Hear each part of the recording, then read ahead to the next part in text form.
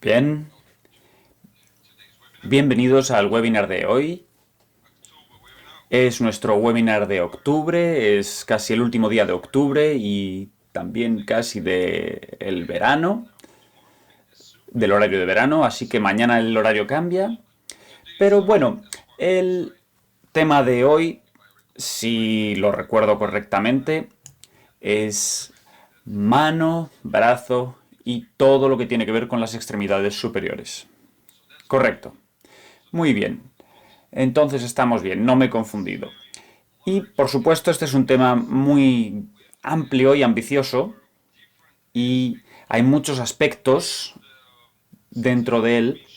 Y dado que es un tema ambicioso en general, también voy a tratar de tener un acercamiento ambicioso, pero veamos cómo soy capaz de manejar la combinación de dibujos anatómicos y las ilustraciones en cuanto a vídeos e imágenes reales. Así que comencemos. En primer lugar, vamos a empezar con algo más familiar. Bien. Muy bien. Entonces, estamos aquí compartiendo pantalla.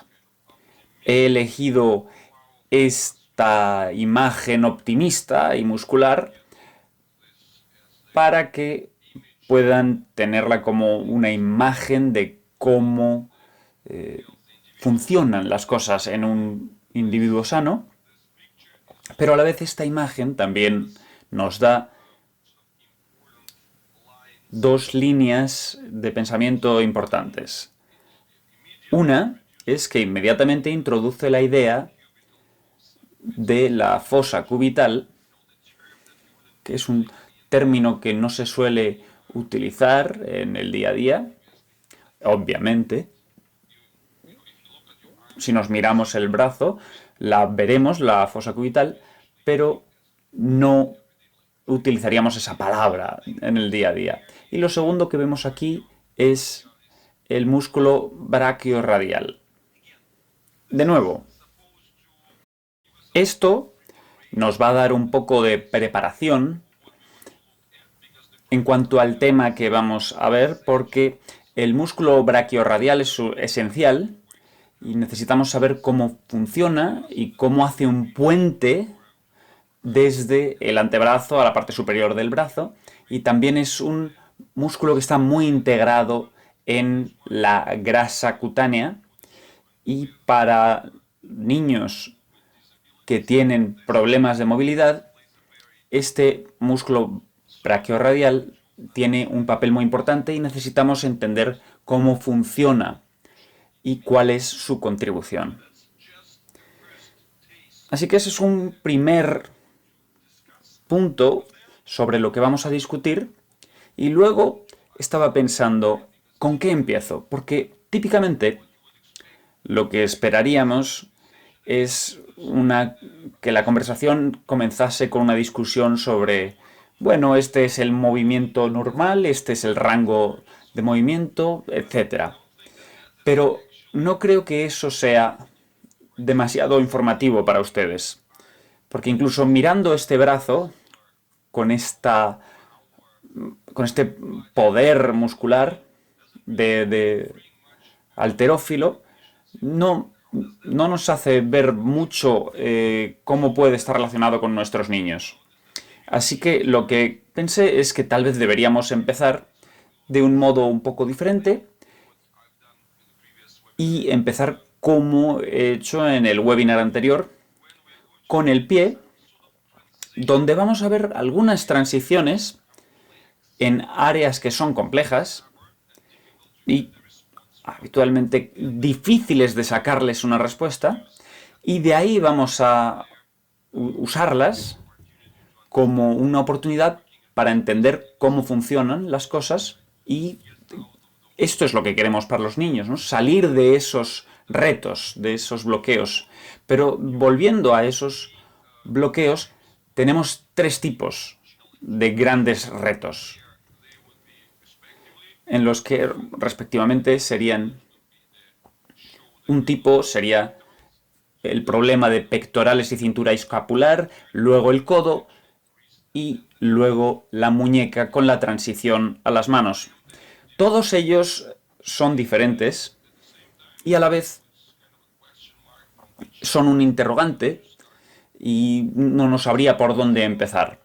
Así que podemos empezar desde cualquiera de ellos y empecemos desde los puntos en común. Y lo que tienen en común es la conversación sobre la cintura escapular. La conversación sobre los omóplatos y la cintura escapular. Y quiero llamar su atención y volver a la espalda en cuanto a los omóplatos y su integración. Ahora que todavía están frescos viendo el vídeo, quiero que vean este dibujo. Este dibujo es muy sencillo, es una vista superior y esta ilustración nos trae de vuelta a la imagen más popular que utilizamos en todos los webinars. Cualquiera que haya visto alguno de nuestros webinars estará familiarizado con esta imagen. Es un corte transversal fundamental en el que hay una relación entre la parte ventral y la dorsal. Así que si pensaban que la conversación sobre los brazos excluía esta porción, evidentemente habrían estado equivocados. Así que de nuevo, quiero recordarles este punto fundamental. Y es que cuando estamos hablando del desarrollo de los niños, todos nosotros nacemos con una parte dorsal relativamente débil. Todo en la espalda aquí es la parte dorsal. Porque realmente no hay una oportunidad real para desarrollarla, esta parte, cuando el niño está dentro del útero. Todo es demasiado uniforme, el niño está demasiado bien doblado allí, flotando, así que luego, en el momento en el que nacemos, somos ventrales. Y en esta entrada inicial al mundo de la madre naturaleza, que no es tan cuidadosa con nosotros, de pronto tenemos una atmósfera gaseosa que por un lado nos quiere aplastar, por otro lado nos quiere sacar desde dentro afuera, luego tenemos que sacar nosotros los gases de ella y meterlos dentro de nuestro cuerpo y luego sacarlos de nuestro cuerpo, así que siempre estamos respirando contra ella. Y en este inicio, en la vida, nuestra parte ventral hace dos cosas, hace una función metabólica y otra postural. Pero mientras va haciendo esto, a través de la mecánica de la respiración, ¿qué queremos? Queremos conseguir que lo máximo como sea posible, y lo antes que sea posible, la función postural vaya cambiando a los elementos dorsales. Ese es el punto principal, que haya una transición a lo dorsal. Así que para cuando los niños tengan 1 año y que ya pronto empiecen a poder caminar, nuestra parte ventral sea ya más metabólica y que esté ya más secundaria y más integrada dentro de la parte dorsal. Ese es el mensaje principal que tiene que estar siempre ahí durante todo el desarrollo. Por eso todo aquello a lo que nos enfrentamos en niños que tienen cualquier reto del desarrollo, siempre hay alguna clase de déficit dorsal. Y debo decir que estoy muy orgulloso de que últimamente he visto una buena imagen en cuanto a la visualización de los omóplatos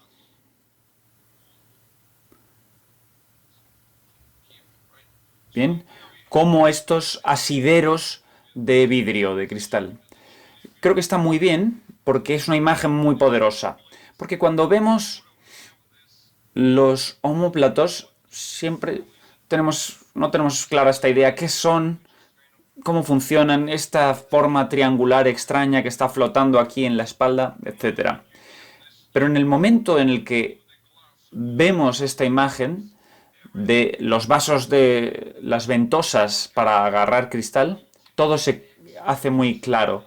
Y eso es la dorsalización definitiva. Por un lado, dorsalizamos a través de la columna y por otro lado, dorsalizamos con profundidad y eso va respecto a la cabeza.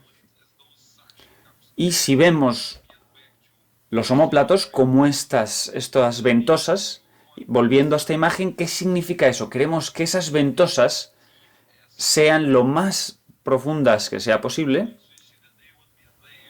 que estarían aquí, lo más profundo posible, para que hagan esa succión hacia ellas y que todo el torso sufra esa succión hacia atrás. Eso es lo crítico.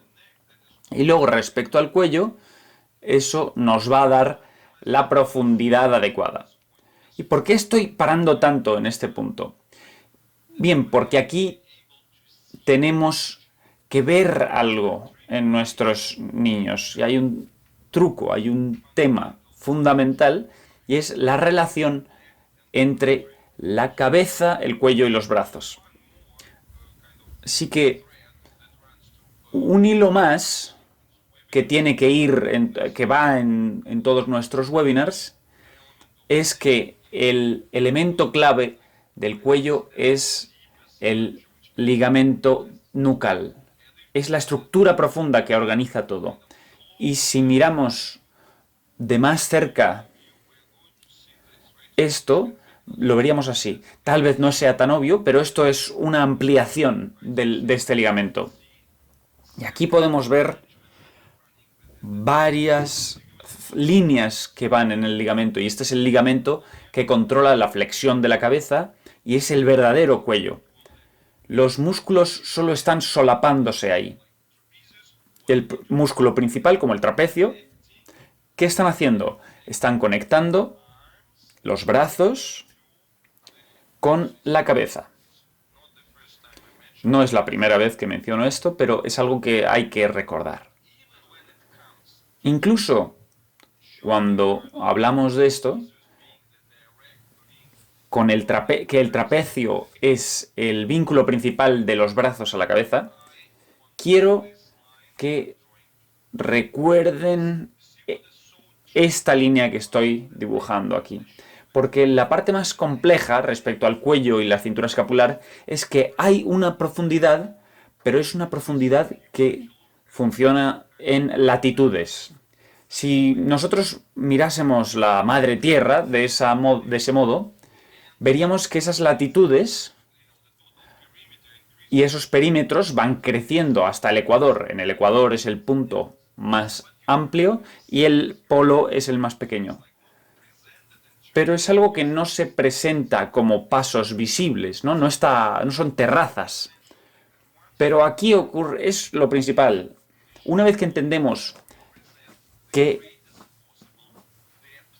este principio, entenderemos que los omóplatos representan la mayor profundidad en este sistema.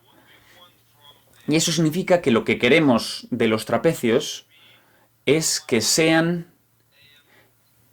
bien plantados y bien enraizados y enganchados en el omóplato, en esa profundidad. Por eso, esta imagen es muy útil, porque esta es una imagen superior, una vista desde arriba, y eso nos dice cómo todo este sistema debería funcionar. Deberíamos ver los enganches del trapecio, porque es el músculo más visible. El enganche del trapecio debería estar en la parte superior de los omóplatos. Eso sería la dorsalización. Pero, ¿qué es lo que observamos en la realidad de los niños con parálisis cerebral más habitualmente? Lo primero que observamos es la disrupción, esta conexión la acromio clavicular, veremos que los ligamentos que los unen, veremos que son tan débiles que se han separado. Y lo segundo que vemos es que la cortina del trapecio está totalmente enganchada a la clavícula. Y efectivamente, ¿qué significa eso? Significa que nuestros niños se convierten en una persona con solo medio cuerpo. Todo lo dorsal, toda la espalda desaparece. Y todas las líneas, literalmente es como si fuese una persona cortada por la mitad. Así que mientras trato de hacerles ver esta imagen, vamos a ver los ejemplos para que vean exactamente de qué estoy hablando. Esta es una imagen típica donde vemos unos omóplatos que se deslizan mucho y no queda muy claro lo que ocurre. Pero siempre que no está muy claro lo que está pasando, la respuesta es que algo malo está pasando. Esto es muy sencillo. Y aquí podemos ver que todo está unido. Y esa ya es la ilustración de la situación en la que lo tenemos conectado por vía de la clavícula. También podrían decir, bueno, esto no es muy convincente, señor Bloom. No vemos la clavícula aquí. ¿Podría mostrarnos esa clavícula? Y diría, claro que puedo mostrarles esas clavículas y aquí hay un gran ejemplo. ¿Ven? Este es un ejemplo que ya está en una transición muy avanzada. Es una niña que lleva en ABR bastantes años y vemos que esta es una transición muy bella aquí. Mi dedo está indicando este hueco entre la clavícula y el omóplato y ¿qué es lo que vemos aquí? Vemos esta línea, ¿verdad? Esta línea del trapecio que está totalmente conectada a la clavícula. Si nos movemos hacia esta imagen, ¿qué significa?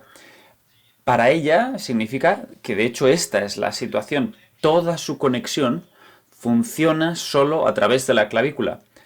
Pero, ¿la clavícula a qué pertenece? ¿Pertenece a la parte dorsal? No.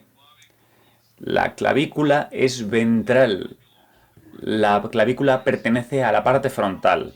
Así que no importa cómo de profundo o cómo de superficial sea el aspecto del niño, eso no significa. No significa nada. Lo importante son las conexiones del cuello.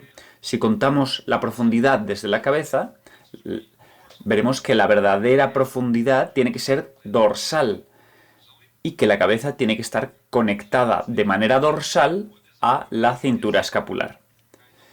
Así que, ¿cuál es nuestra carga de trabajo principal? ¿Qué es lo que queremos ganar? Queremos ganar esta profundidad de aquí para que esos trapecios abandonen la clavícula y gradualmente hagan una transición hacia la parte de atrás para que enraícen sobre los omóplatos. Esa es la clave. Esa es la imagen más fuerte que tenemos que entender. Que los enraicemos en los omóplatos. Si no tenemos esto, no vamos a poder sacar nada positivo de los brazos. Podemos estirarlos, luchar contra ellos, enseñarles a los niños lo que sea. Pero no va a pasar nada positivo con los brazos porque ese brazo no está suficientemente enraizado. Es media persona. En ese sentido, la prioridad del desarrollo de esta profundidad está aquí. Pero una vez que hablamos de esta profundidad, verán que esto no es solo un plano, sino que tiene su propia forma. Y este es otro punto, y es que dentro de esta forma queremos ver el desarrollo de cada parte específica. Así que los omóplatos tienen que rotar contra la espalda, como esta conexión de ejes de una rueda.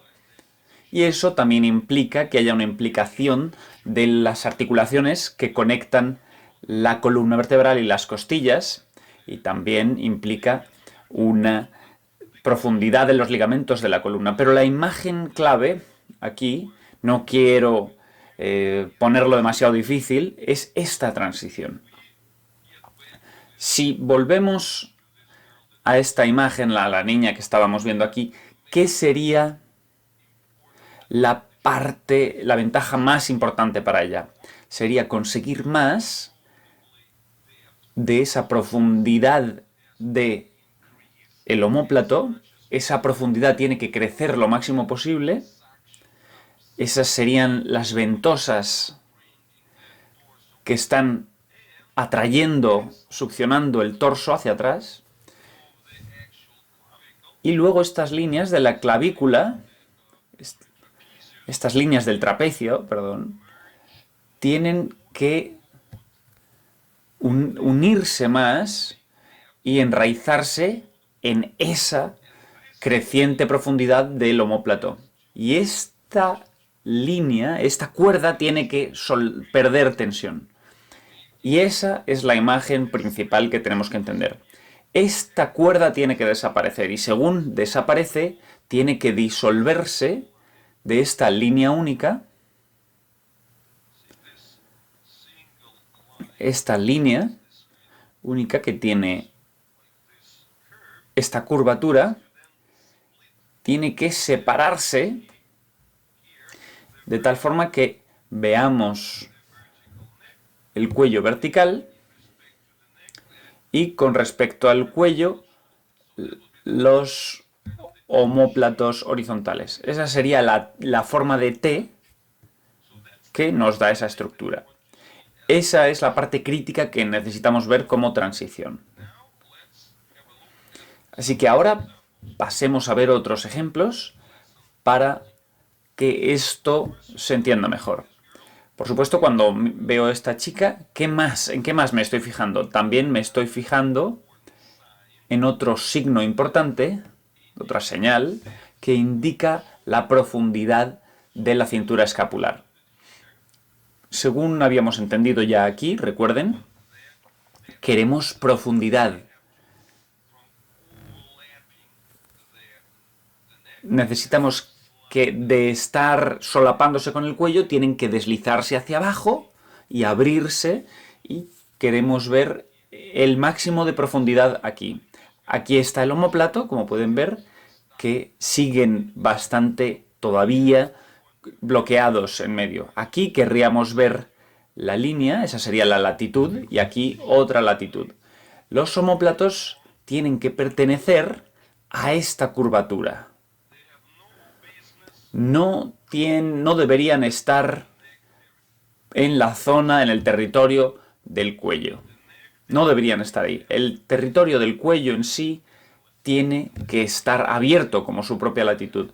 Y esto es algo bastante impresionante que ocurre durante el proceso ABR, y es que a veces hay unos omóplatos que están muy inestables con respecto a la columna, que se deslizan lateralmente, pero que luego no acaban deslizándose a la parte superior.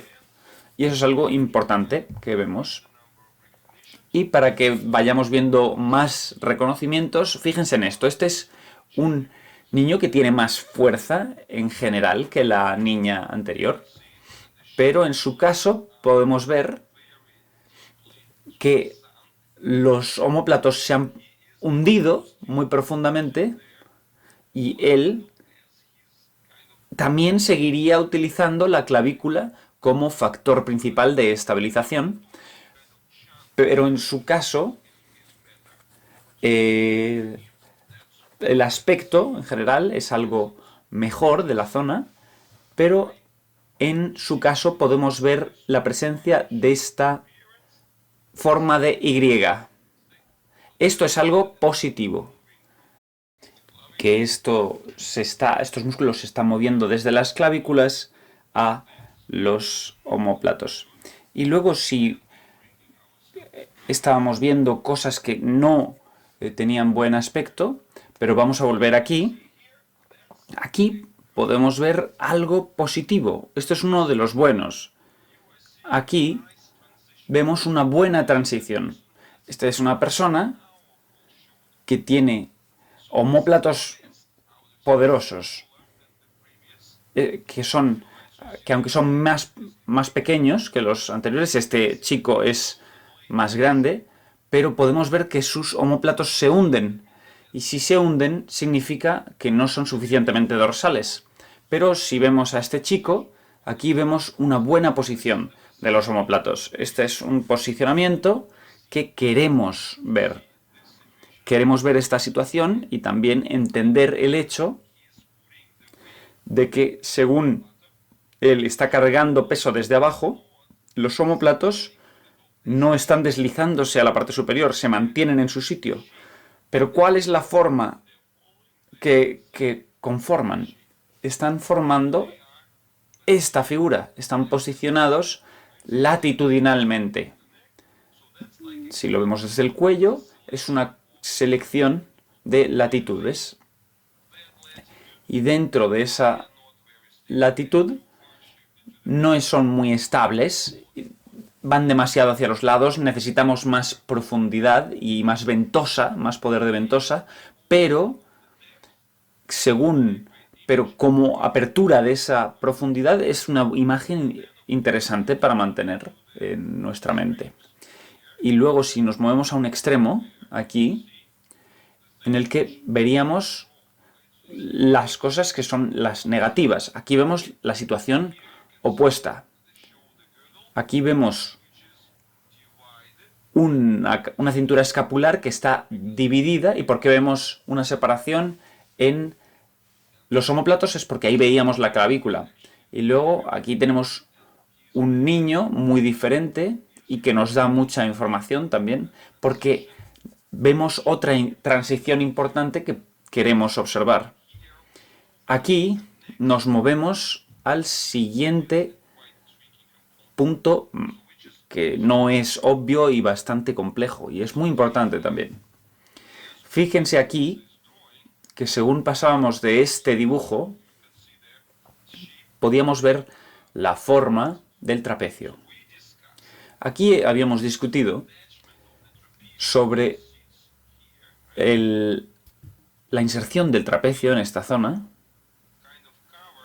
y habíamos cubierto esta parte como la más negativa, cuando se estaban utilizando esas cuerdas y se conectaba con la clavícula. Pero no hemos hablado de otro tema más importante. Es esta forma romboide. ¿Y cómo de profunda es? ¿Cuál es la profundidad de toda esta figura? Porque si continuamos nuestra exploración dorsal, la piel y la fascia de la piel también es otra parte de ese proceso de succión. Y tenemos que ver esta integración del trapecio. Y esto es lo que vemos claramente como otra ilustración de cómo funciona el sistema. Aquí tenemos otro niño, bueno, que no tiene esos omóplatos, son muy inestables, pero ya está viniendo la señal de la emergencia, de cómo va emergiendo el trapecio. Esto es muy importante. Y esto nos muestra que todo el proceso puede pasar por diferentes caminos dependiendo de la disposición de tejidos que tengan nuestros niños. En algunos casos es muy aburrido, comienza con una unión del acromio con la clavícula y cómo se van uniendo y poco a poco van transicionando esa cortina del trapecio hacia los omóplatos. En otros casos vemos cómo va emergiendo el cuello y que de pronto los trapecios van hundiéndose hacia abajo y los omóplatos van hundiéndose hacia abajo a su latitud natural. Y en otros casos, como en este chico que vemos aquí, vemos que lo primero que aparece es la profundidad de este rombo. Es la succión de la piel lo que se está activando primero. Pero, por supuesto, lo que queremos es tener que todos estos factores comiencen a trabajar para nosotros. Y verlos visualmente nos hace entender mejor qué estamos buscando en nuestros niños cuando estamos haciendo estas pruebas. Y aquí tengo un ejemplo que siempre mantengo, porque aquí vemos todo lo que podría salir mal. Este es un niño que ha tenido un entrenamiento clásico de gateo intensivo, múltiples años de doman y de gateo, y vemos lo que ocurre aquí como un escenario clásico. Y aquí vemos que este es un niño que pierde todo lo relativo a la profundidad. El niño es bastante grande en cuanto a tamaño y originalmente tiene una disposición de tejido razonable. Pero fíjense en esto, cuando vemos la conexión entre la clavícula y el omóplato, ¿qué vemos? Vemos un gran agujero, ¿no es cierto? Muy visible. Lo segundo es que cuando vemos la posición de los omóplatos, ¿dónde están? ¿Están posicionados dorsalmente? No. Están posicionados totalmente en los laterales. Y también lo más impresionante es cuando vemos el trapecio. ¿Dónde se está conectando el trapecio? Todo el trapecio está enganchado en la clavícula. Y luego, cuando vemos la estructura real del trapecio, ¿dónde están las conexiones principales? Las conexiones principales son las que están siguiendo este eje, esta cuerda. Y está totalmente en forma de cuerda. Y luego nos falta todo. ¿Dónde está la columna? Nos falta. La profundidad de ese rombo está faltando. El cuello falta. La profundidad de los omóplatos falta. Todo falta. Este es un chico que ha tenido cientos, miles de horas de entrenamiento y que se ha convertido en una máquina de gatear, de tal modo que todo se ha fusionado lateralmente. Esto es tan inhumano como lo más inhumano que se puede ser en cuanto a disposición. Los humanos son dorsales y esta persona es lateral. Y esto no es lo que queremos desarrollar en nuestros niños.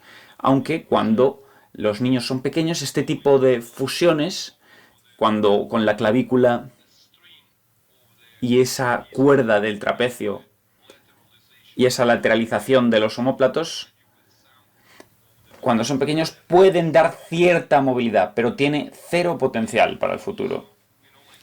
Y también, cuando estudiamos un trapecio como este, quiero que tengan siempre en mente este plan universal.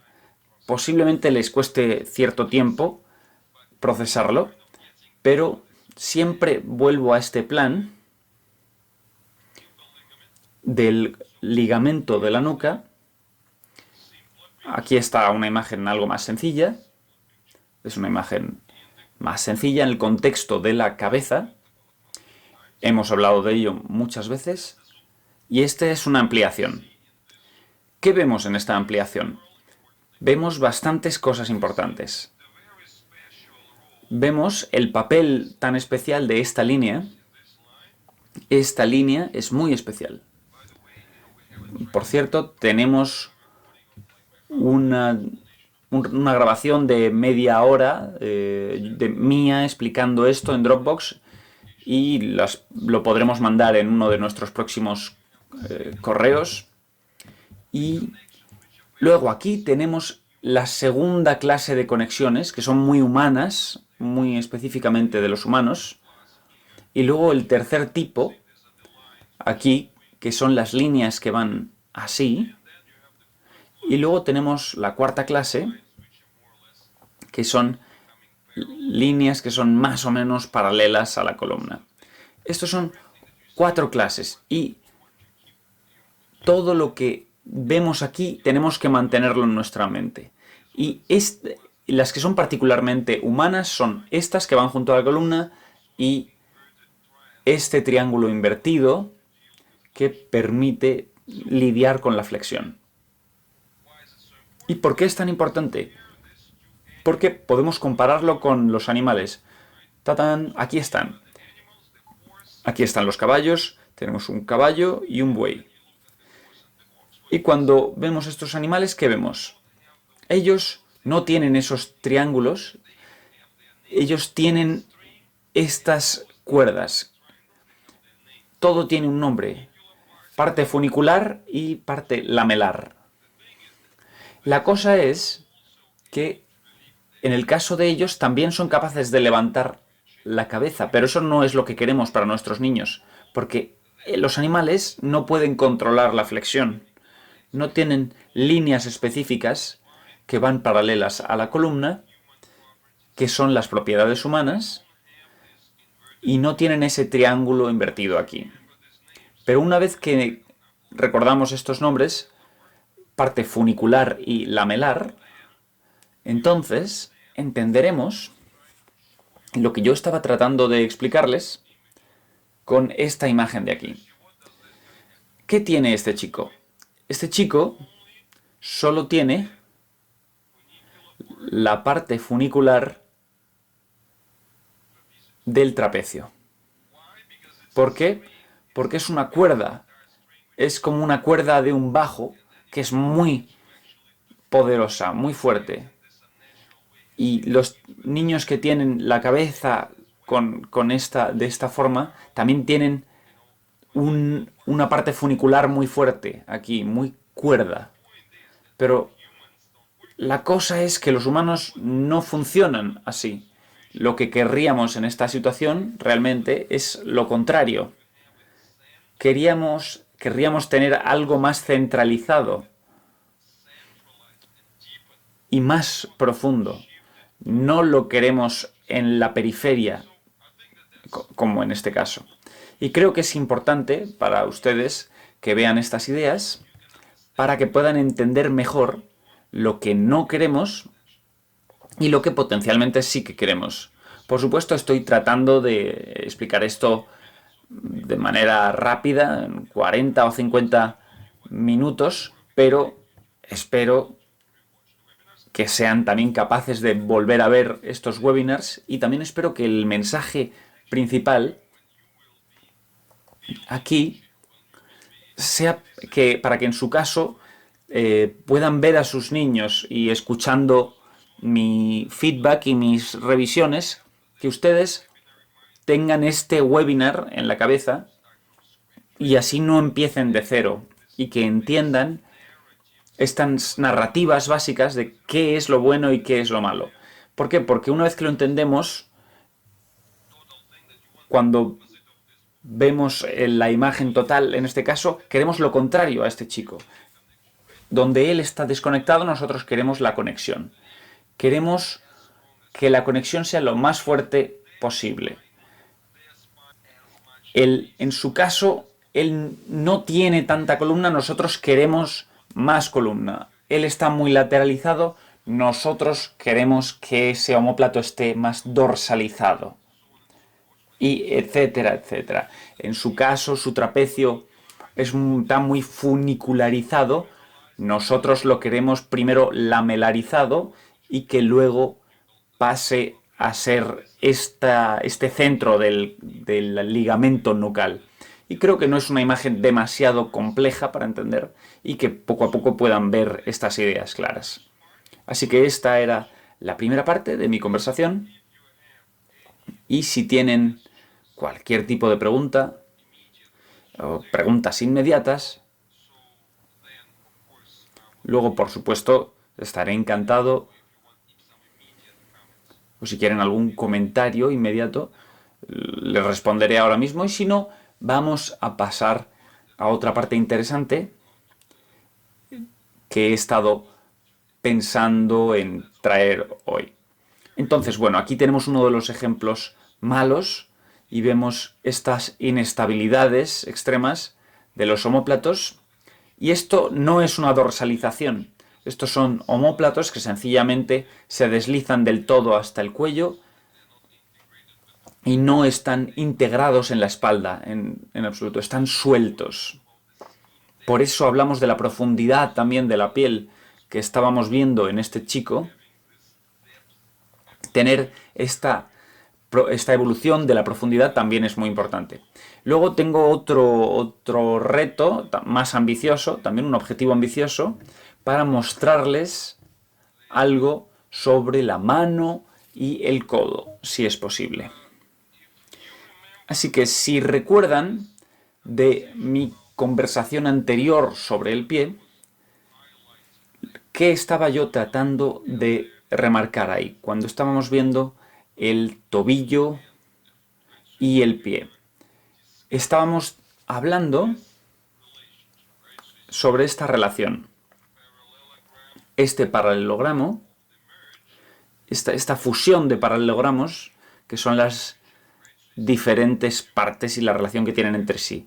Si hacemos una rotación circular, esta torsión tipo cilindro en el antebrazo y en la parte superior del brazo, el punto en el que se encontrarían sería en este ángulo, que tendrían un ángulo de 45 grados el uno con el otro. Y ese punto es la base principal del mapa corporal. Y aquí volvemos a estas ideas principales, recordándoles qué es la torsión. La torsión es esto. Es el giro de un cuerpo como resultado de la aplicación de un par de fuerzas. Y cuando hacemos esto, vemos que puede venir con diferentes ángulos. En un lado tenemos una porción más grande y en el otro tenemos una más pequeña. Aquí todo se distorsiona. Es como si pasásemos de un cilindro a un paralelogramo. Y el resultado tiene este aspecto. Así que la torsión es la parte más importante que tenemos que tener en cuenta. Porque de todas las conversiones internas de fuerzas externas dentro, la torsión es la que más concentración de cargas genera. Así que esta es la clave. Lo único que el cuerpo sabe realmente son las cargas locales, la concentración de cargas locales. Así que cuando hablemos de cualquier cosa relativa a la pierna, al torso o a los brazos, aunque las piernas y los brazos son más fáciles de entender, tenemos que ver las cosas en su corte transversal. Igual que estábamos viendo este cuerpo, este cilindro, y pensando en su corte transversal, ¿qué pasa si lo rotamos y si tomamos dos y hacemos que se unan? ¿Cómo se unirían el uno con el otro? ¿Cómo evitaríamos la concentración local de fuerzas y cómo las distraeríamos? Y la respuesta está aquí. Cuando hablamos de control de la torsión, la parte más importante es el perímetro. El perímetro es la que tiene el valor de proporcionalidad para controlar la torsión. Y es lo que mantiene todo unido. Y como han visto en la imagen anterior, esto es el motivo por el que esto nos da la imagen de que la parte más importante para controlar la torsión es la que va desde la piel hacia el interior. Y es el componente de la grasa cutánea. Y esta es una muy buena imagen de una pierna y que nos hace ver lo importante que es la grasa aquí. Así que es la piel lo que lidera y no el músculo. Y esto es algo muy difícil para la gente entender.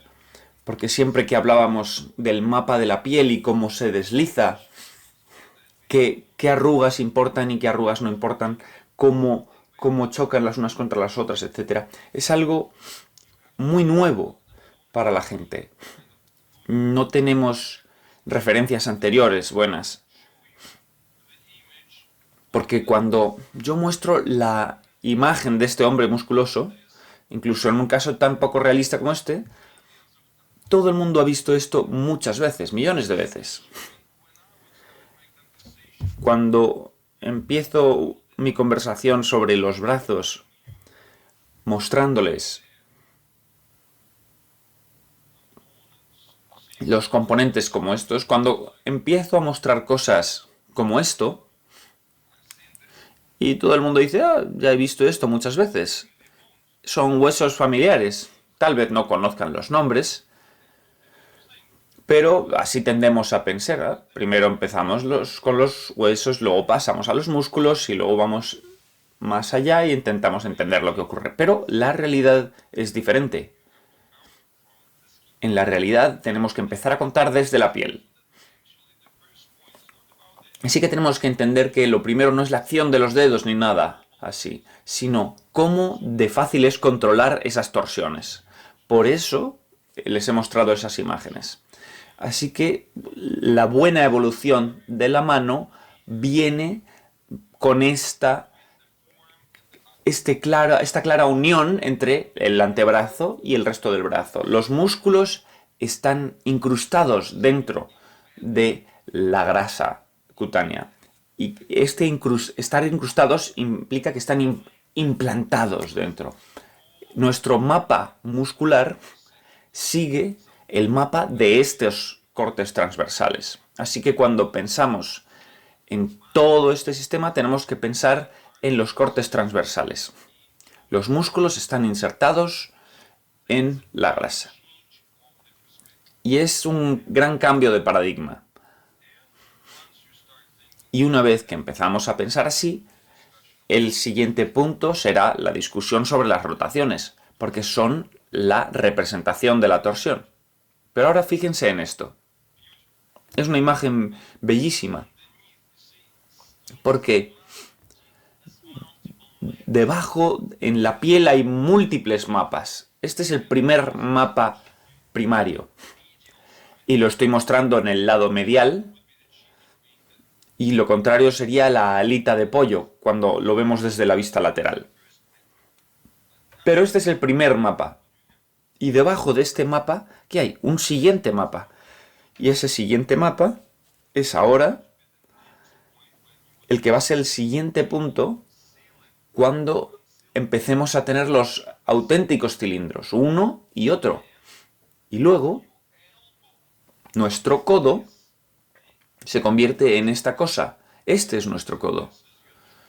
Este es nuestro auténtico codo, esta cosa rectangular.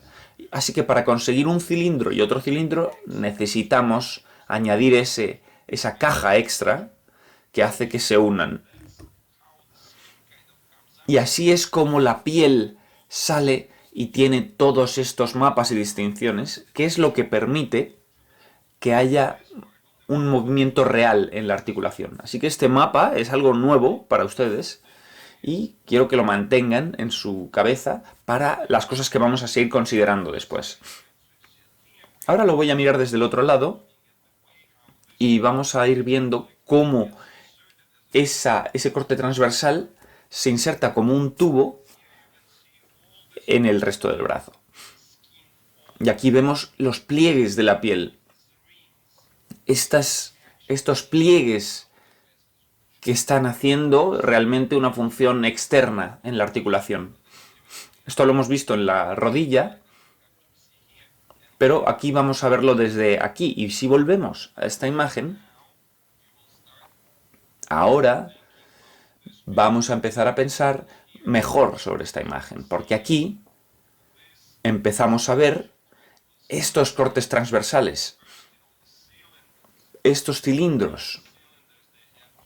Estos cilindros tienen que encontrarse en estas cruces que ocurren aquí.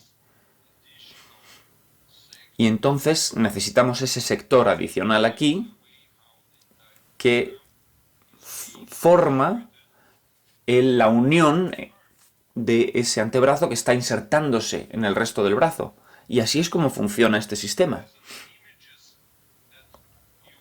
Estas son las imágenes que tenemos que aprender con estas imágenes de los niños para entenderlas y para que haya esa apertura, esa vía, todo tiene que cambiar en este sentido.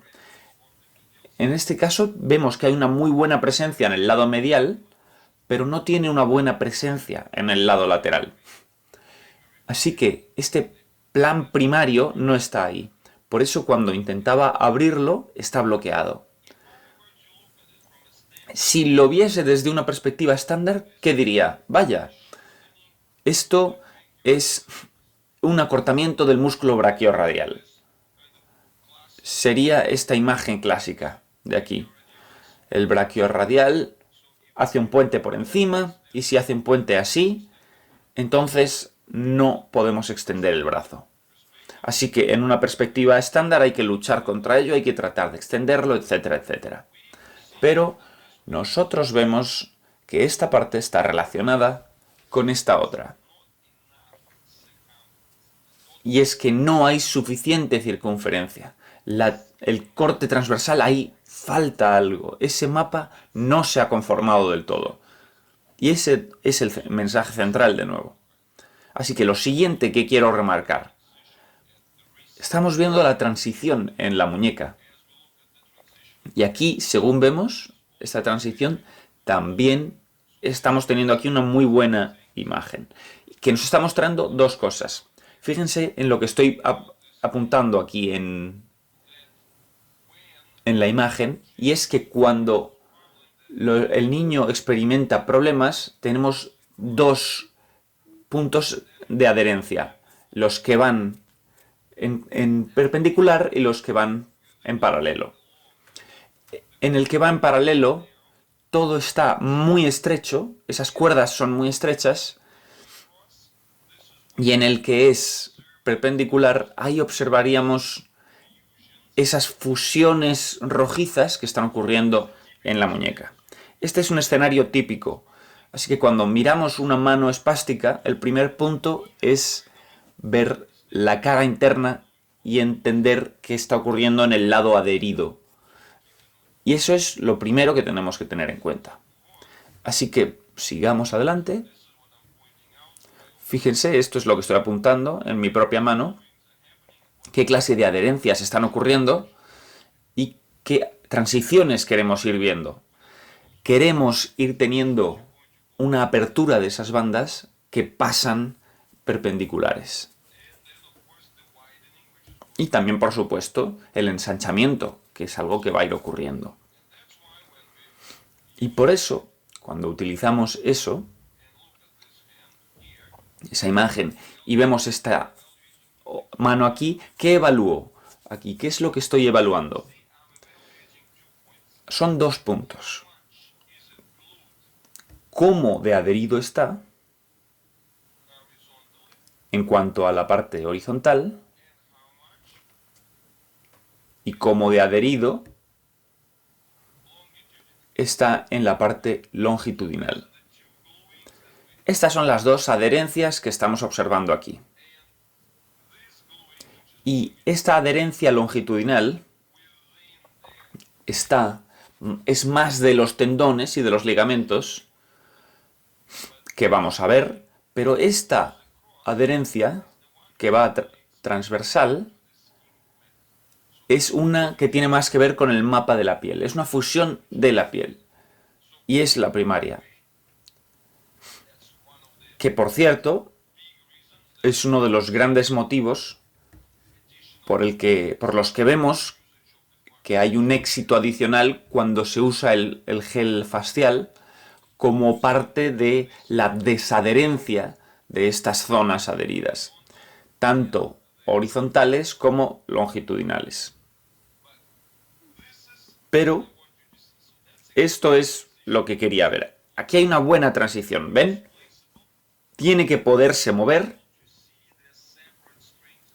Tenemos que ser capaces de ver las diferentes cuerdas que hay y tenemos que ser capaces de jugar con ello. Pero que a la vez la palma no esté siendo arrastrada. Fíjense que cuando lo muevo, la palma no se mueve. Esta es la evolución de esta mano y esto es una evolución positiva. Por supuesto que aún le falta mucho para estar abierta y que la línea principal aquí no llega al medio. Fíjense, la línea media está más desplazada a un lado y cuando debería estar más en el centro. Estas cosas todavía, por supuesto, hay margen para mejorar, pero eso va a ir llegando y lo vamos a ver en el corte transversal. Y aquí hay otra exploración, estoy tratando de separar una y otra poniendo el dedo entre medias. Y esta es la evolución de la parte que ocurre aquí. Esta de aquí es esta vista es la que nos muestra las cuerdas. ¿Ven? Eso es una cuerda, la cuerda de un tendón. Si lo vemos aquí, este es un corte transversal de la palma. Tiene primero que liberarse, pero esta parte que ven aquí, esta cosa pequeña, el túnel carpiano en sí.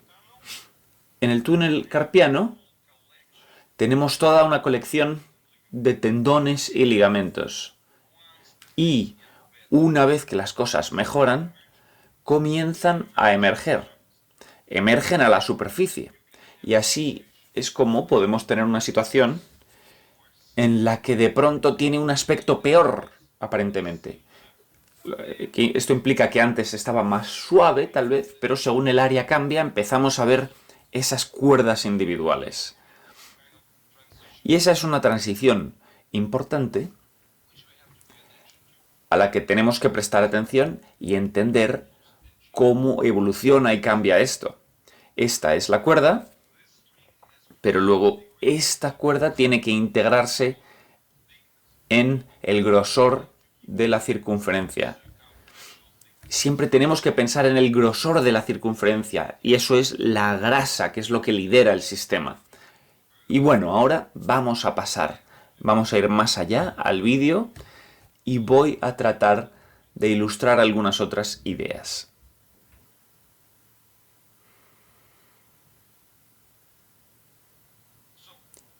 Bien,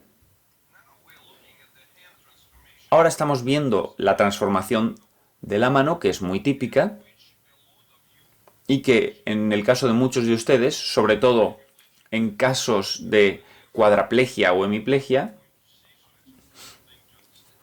que hay algo que tenemos que entender de esas manos. Lo primero que observamos es esta línea, desde la punta hasta la cuña. Hemos hablado de la punta y la cuña cuando estábamos hablando del talón. También hemos hablado de punta y cuña en la rodilla y ahora estamos trayendo esta conversación de vuelta. Ahora es un poco al contrario. Por un lado, aquí tenemos la cuña del codo y la cuña de la muñeca. Y tenemos la punta de la muñeca con la punta del codo.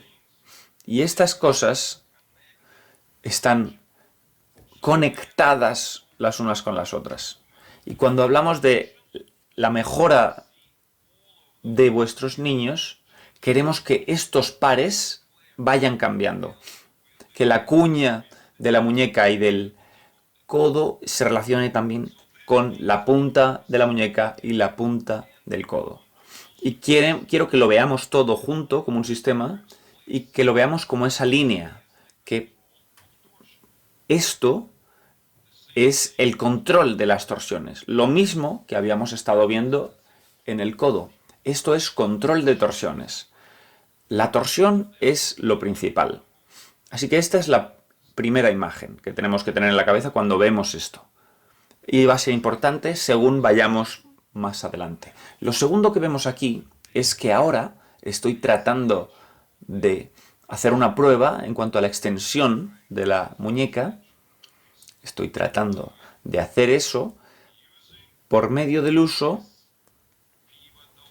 de esta acción de pivotaje. Estoy tratando de hacer este movimiento siguiendo este arco. Lo que implica que tendríamos algún tipo de eje en la muñeca y un cambio angular de la posición de la muñeca. Cuando hago esto, ¿es este el movimiento más sencillo o es el más difícil? La respuesta, por supuesto, es el más difícil. Hacer una prueba en cuanto a la extensión, la apertura de la muñeca de este modo, con este agarre es lo más difícil. ¿Por qué? Porque según lo hago, estoy favoreciendo la reacción de los músculos que están haciendo esos puentes cortos. El puente corto de la parte inferior se está activando primero. No estoy activando el resto del triángulo. No estoy activando el punto, el eje de ahí. Estoy activando las adherencias y los puentes que hay en la piel y que pasan por encima de la muñeca. Y este es un punto muy interesante. Ya ha ocurrido en varias familias que una vez que empezábamos con las herramientas de vibración, el brazo tiene un aspecto como mucho más vivo, pero a la vez está más caliente, y los dedos también, pero de pronto parece que está más flexionado, porque cuando tratamos de abrir su mano ya no funciona tan bien. Y con este niño estoy mostrándolo muy claramente cuál es el tema aquí y cuál es la diferencia, la auténtica diferencia. Fíjense, estoy tratando de mostrar esto. Es lo mismo con este niño. Y cuando trato de abrirlo de este modo, cuando estoy tratando de hacer este movimiento y moverlo con este movimiento, no funciona. Está restringido. ¿Por qué? Porque antes teníamos todo tipo de desconexiones, fusiones. La gente estaba luchando con esos. Estaban haciendo todo tipo de cosas horribles con eso. Pero ahora vamos viendo una apariencia más clara de esta piel de la cuña. Y si trato de hacer esto, no funciona muy bien. Pero veremos lo que ocurre más adelante. Estoy tratando de hacer el movimiento desde la parte superior. Porque esto ahora, lo que estoy haciendo aquí, estoy haciendo este movimiento. Estaba haciendo este movimiento desde arriba. Y lo estaría haciendo la prueba no desde aquí, sino haciendo la aplicación desde la punta. No desde la cuña, sino desde la punta. ¿Ven? Esto no funciona. No funciona. Y esta es la aplicación desde la cuña. No funciona, se resiste. Y la gente diría, es más difícil, nos cuesta más abrirle la mano. Pero ahora hago el siguiente movimiento y ahora cambio mi agarre a la punta en vez de la cuña, y ahora estoy aplicando la carga ahí. ¿Y qué vemos? De pronto vemos que el nivel de extensión de la muñeca es uno que nunca habíamos visto. Antes esto estaba fusionado, adherido, cualquier palabra. Sencillamente que su estructura orgánica estaba pegada. ¿Qué estamos haciendo aquí? Estamos desadheriéndolo y la propia articulación está empezando a cambiar. Pero es que la secuencia es importante. Antes, cuando estaba fusionado, lo tratábamos de mover de una manera o de otra, daba igual, estaba siempre fusionado. Pero ahora que se está desbloqueando, podemos experimentar esto. Y es una diferencia dramática en el modo en el que responde la muñeca con la presión desde arriba, desde el lado de la punta, o cuando trato de hacer este movimiento desde el lado de la cuña. Y de hecho, lo mismo es cierto para el codo. Abrirlo así contra la cuña va a ser el punto de más resistencia. Si queremos ver la evolución, tenemos que empezar desde el lado de la punta. Y ocurre lo mismo en las rodillas con los isquiotibiales. Esto me lo dicen de vez en cuando. Oh, vaya, parece que la pierna está más gruesa, pero no sabemos si los isquiotibiales están mejorando. Pues es lo mismo, si tratamos de aplicar la fuerza desde la rodilla, desde la punta, vamos a ver la diferencia. Y esto es un valor universal. Cuando experimentamos la transformación de este tipo de conexiones transversales, hay mucha diferencia cuando la carga la hacemos desde la punta o desde la cuña. Y ese también es el motivo por el que estas cargas son tan diferentes y su aplicación, eso nos muestra cómo de importantes son. Pero bueno, en el siguiente vídeo voy a discutir, bueno, aquí ven que cada vez está mejorando, casi la estoy poniendo recta. Cuando la madre vio esto, estaba abriendo la boca, impresionada, porque es un chico que tiene ya más de 20 años y llevan tiempo haciendo rehabilitación desde hace años. Y es muy espectacular poder ver esta transición. Pero aquí empiezo esta conversación apuntando a las importancias que tiene el cambio, y aquí necesito que estén muy atentos a esto. Este es un cambio en la punta. Es la piel del lado que se deslizaba lo que está cambiando, y es lo que permite que haya todos esos cambios. Fíjense aquí que vemos la formación de estas arrugas de alta calidad, que eso es lo que da la habilidad para tener ese agarre.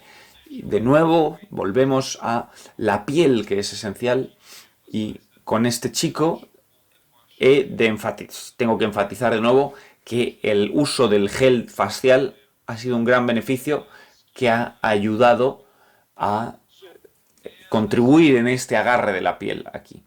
Y según ha ido mejorando el agarre de la piel, la habilidad para hacer esa carga total desde la punta ha mejorado mucho.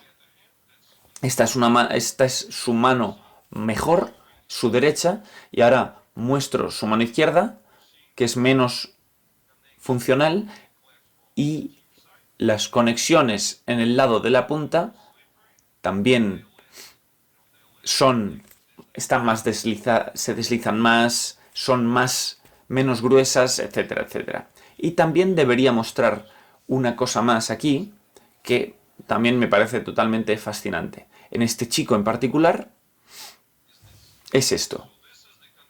Esta es la conversación sobre la pronación y la supinación.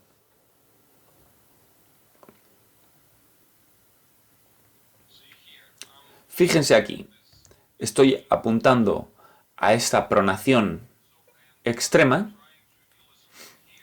y estoy tratando de que se vea que en su caso la relación entre el radio y el cúbito son tan inestables que colapsan el uno contra el otro. Y aquí estoy apuntando el hueco que hay entre ellos y estoy tratando de medirlo con los dedos. ¿Ven? Ahí está más amplio, es más ancho, se abre.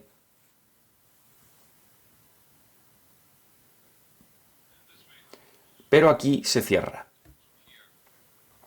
Bien, aquí muestro cómo se cierra, 2 dedos, y aquí, cuando se abre, caben 3 dedos. Pero lo más impresionante que he encontrado en este chico es la relación entre radiocúbito y el agarre de la piel. A ver, esto voy a ponerlo un poco más lento. Esto es algo increíble, es impresionante. Estoy apretando aquí. Fíjense.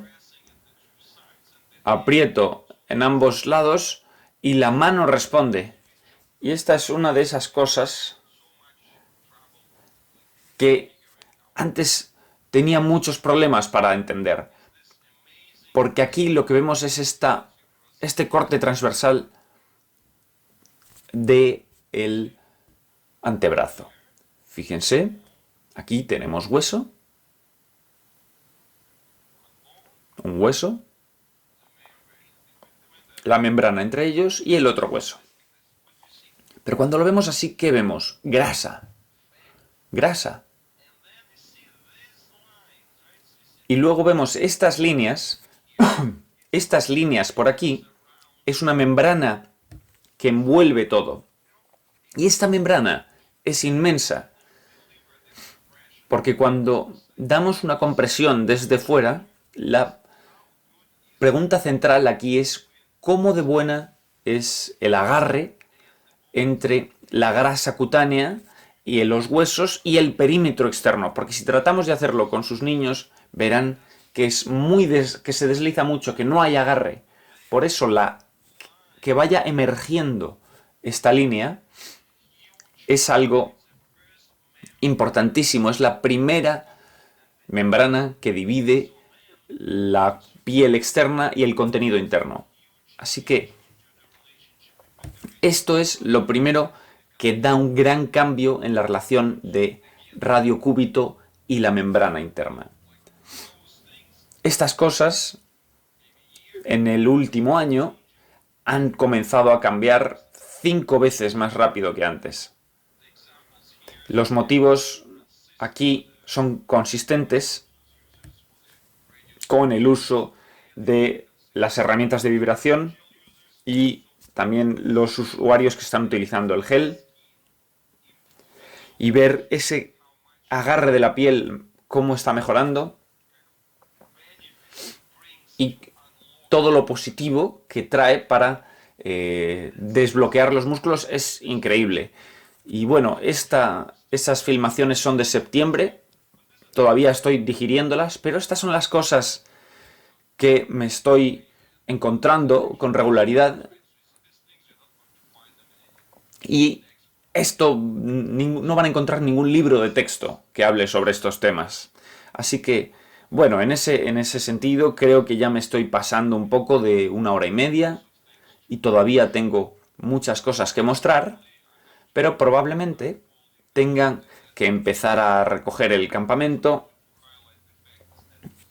Y solo quería remarcar que cuando hablamos del codo, la parte crítica es el desarrollo de esto. El desarrollo de la supinación. Esa es la parte crítica, porque es la que se une con este pliegue, con ese pliegue medial, pero fíjense, cuando vamos a la supinación, la mano todavía tiene que abrirse.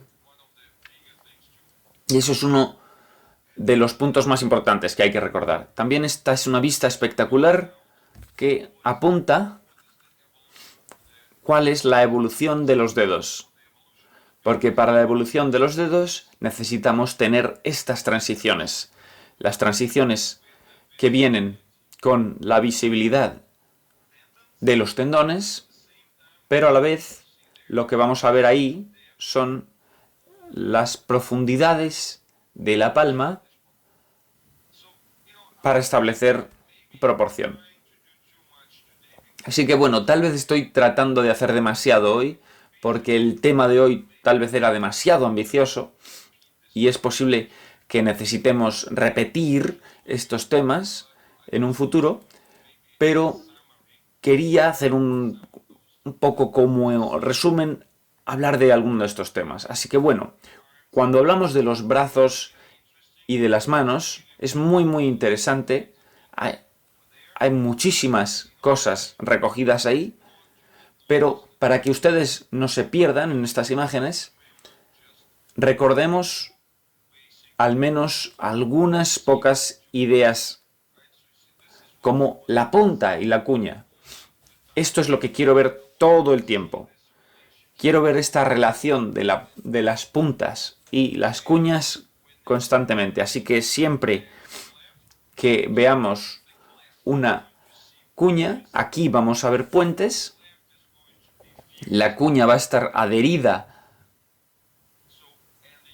y habitualmente hay dobles adherencias o triples o más y la piel puede estar totalmente colapsada, así que es la piel lo primero que tenemos que desadherir. Luego los tendones van a ir apareciendo y esto es muy positivo.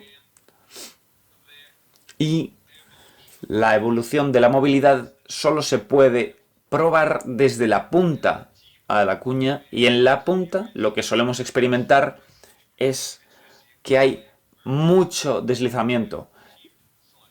Así que la cuña se adhiere y la punta se desliza. Lo mismo ocurre en el codo. La punta estaría ahora en el otro lado. Se fusiona, no, perdón, se adhiere, se desliza y en cambio la cuña se adhiere.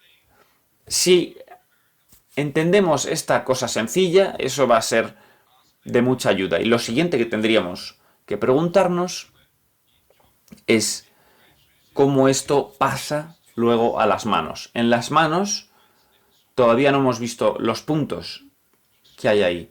Así que cuando experimentamos esa extensión en las cuñas de los dedos, veríamos también, luego también, las puntas en este lado. Así que esta es una imagen que vamos a ir replicando en muchos sitios y que es muy útil tener. Así que para la tercera parte de nuestra conversación,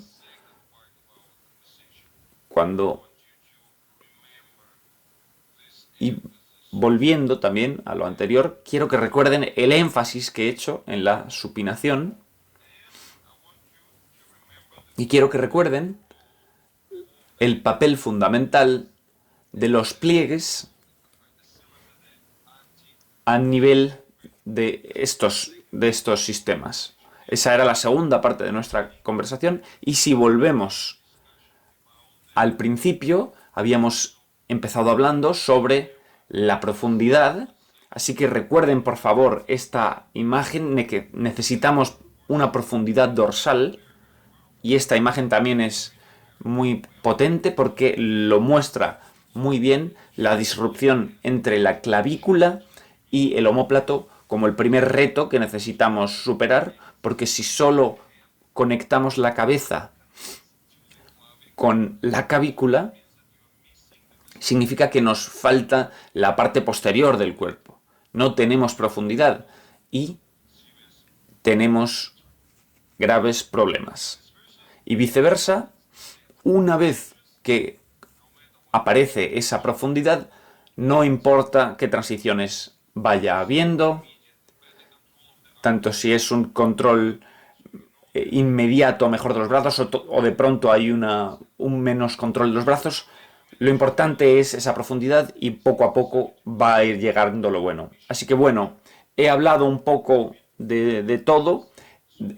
Tenía un plan muy ambicioso, tal vez demasiado ambicioso, espero no haberles sobrecargado con información, pero bueno, siempre van a tener ustedes la grabación, es algo que podrán volver a ver y de nuevo esto es algo muy práctico porque he tratado de poner muchos ejemplos que visualmente puedan ver y comparar con sus niños. Así que creo que aquí vamos a decir adiós a la gente que nos está viendo en Facebook y más adelante también.